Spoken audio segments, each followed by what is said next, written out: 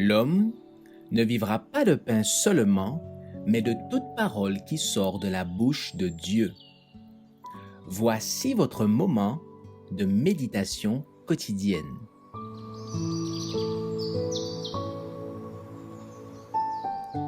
Maranatha.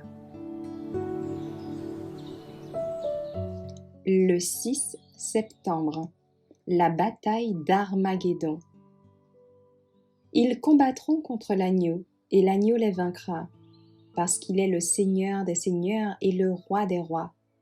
Et les appelés, les élus et les fidèles qui sont avec lui les vaincront aussi.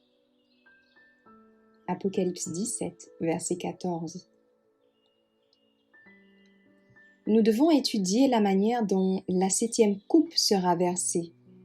Les puissances du mal ne vont pas déserter le camp de bataille sans combattre, mais la providence jouera un rôle dans la bataille d'Armageddon.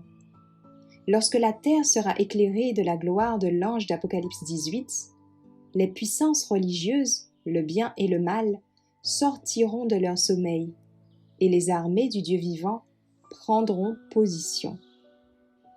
4 anges puissants retiennent les puissances de cette terre jusqu'à ce que les serviteurs de Dieu soient scellés sur leur front.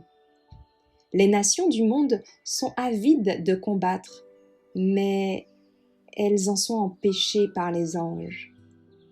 Lorsque ce pouvoir restrictif sera ôté, un temps de détresse et d'angoisse viendra. Des instruments meurtriers et de guerre seront inventés.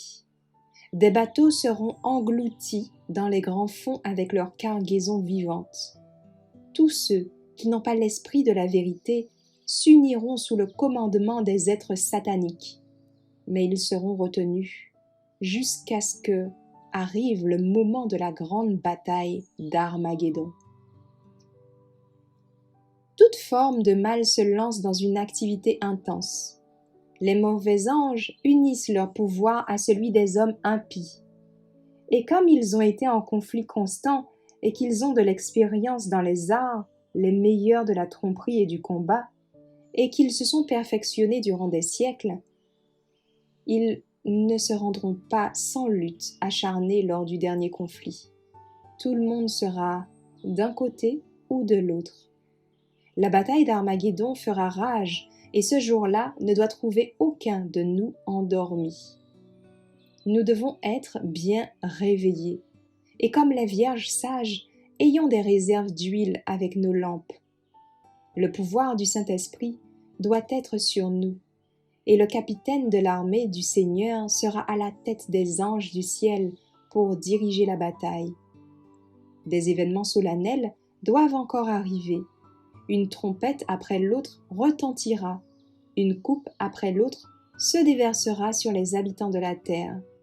Ces scènes ahurissantes sont sur le point de se fondre sur nous.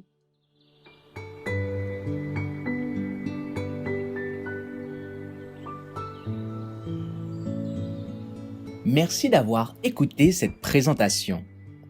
Assurez-vous de nous rejoindre demain pour votre moment de méditation quotidienne avec lereste.org.